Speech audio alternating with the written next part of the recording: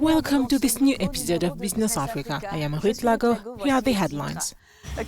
What are the growth factors for which to be on the lookout in sub-Saharan Africa in 2023 and which could consolidate our economies amid high inflation and an unprecedented debt crisis?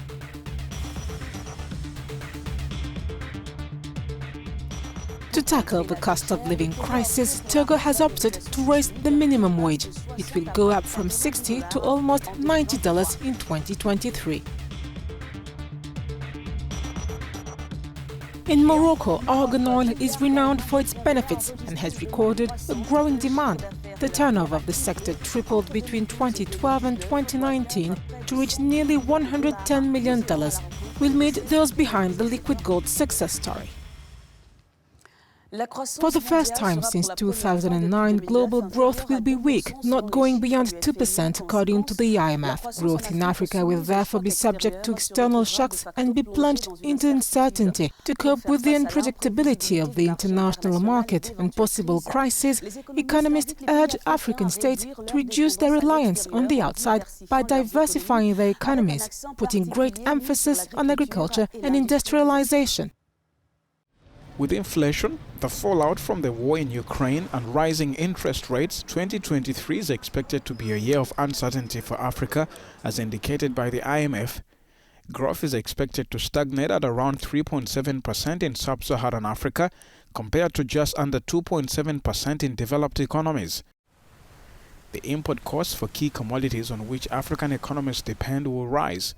The rise in the value of the dollar will have implications for debt servicing. Only silver lining is that oil and gas exporters may see boom times.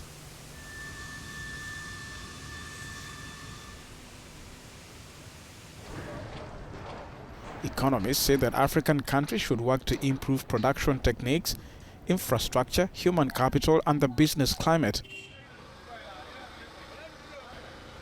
With 1.4 billion inhabitants and a young population, the continent has wealth that should be harnessed through more resilient economic systems.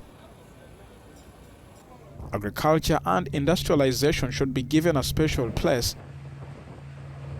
Experts also encourage better distribution of wealth and good governance.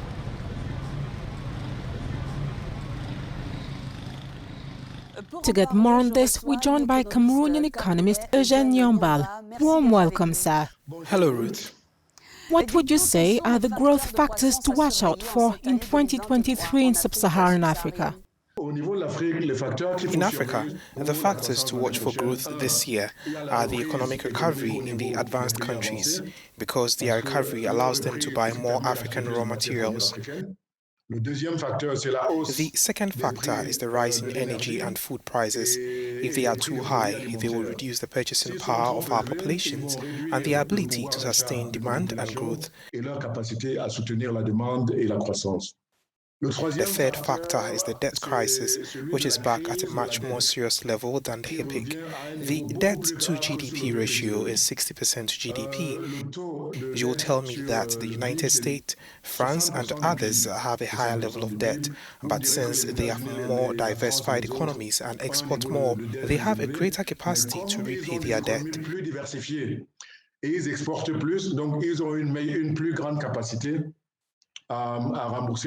In Africa, we find ourselves in situations where more than 15 low-income countries today are on the verge of default.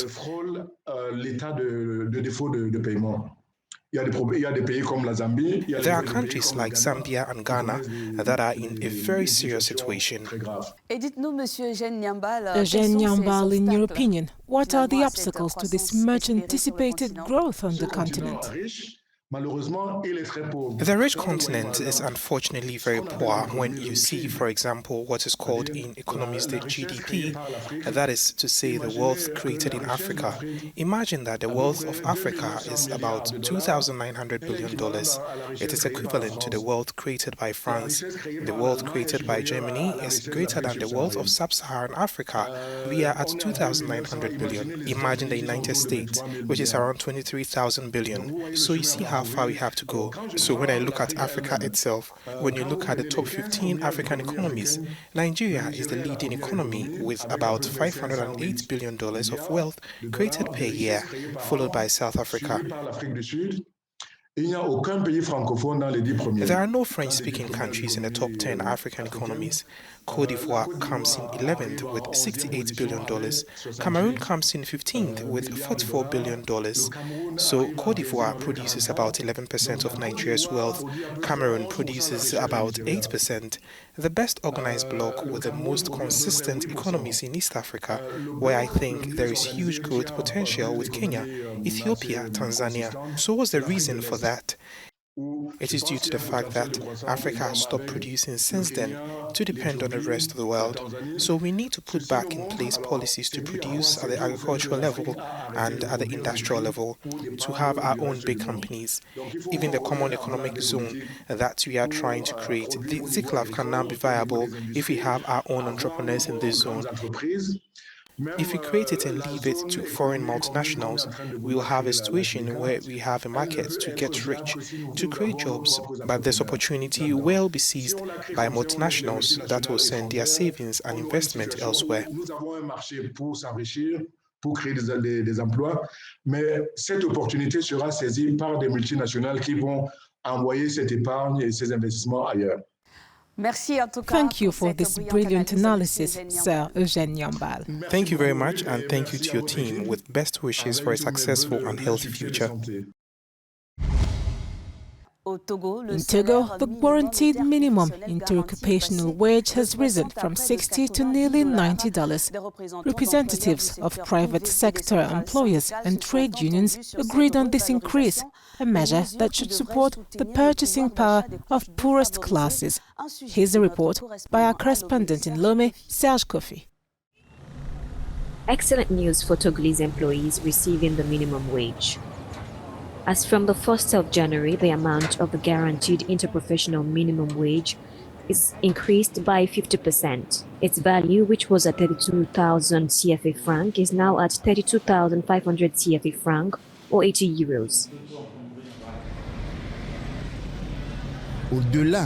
Beyond this increase of the minimum wage of 52,000 CFA franc, there are the transport premiums which will be added. There's also the universal health insurance that is now imposed on all companies. L'assurance maladie universelle qui est aujourd'hui imposée à toutes les entreprises, à toutes les sociétés. Beyond all this, there are other expenses that employers will incur, which is why we initially accepted it. The increase in the minimum wage in Togo is as a result of hard discussions between Togolese government and its social partners. To mitigate the consequences of the increase on SMEs, the National Council of Employers advocates for accompanying measures. We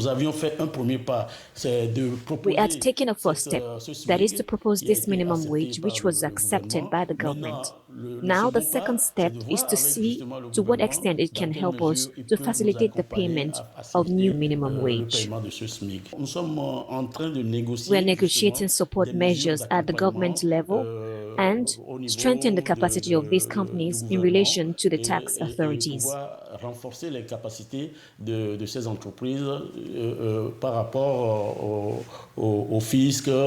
The increase in the minimum wage has been positively received in Togo. It remains to be seen whether the announcement will not lead to price increases such as rent and basic necessities. Morocco has integrated argan into its agricultural strategy for 2023. The kingdom aims to transform the traditional crop into a modern, profitable and high-value sector and plans to double its production and promote the emergence of new middle-class farmers. Take a look. In the Majana cooperative, about 15 kilometers from the port city of Essaouira, these women are working at this popular workshop to extract argan oil, which is highly prized all over the world. Along with tourism, this activity is a main source of income to these inhabitants. We are fine here. Before we were in our homes without jobs, but today we have this job which allows us to earn some money. It is fine here. Everyone works in extracting argan oil here in this region up to the city of Agadir and Tafraout. Argan is only found in the south here in Essaouira, Agadir, Tafraout and Tiznit.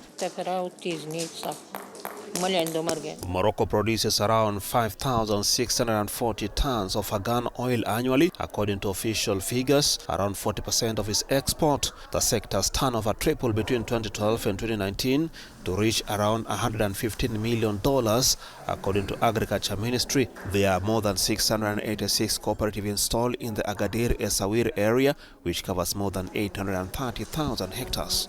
And above all, when people come to Essaouira, they think of argan oil and buy it, and preferably for them to buy directly from the source, which is a women's argan oil extraction cooperative, in order to first to buy good quality and secondly to encourage the women. Faced with the risk associated with climate change, the authorities have supported the sector over the past 10 years by building 13 rainwater collection tanks.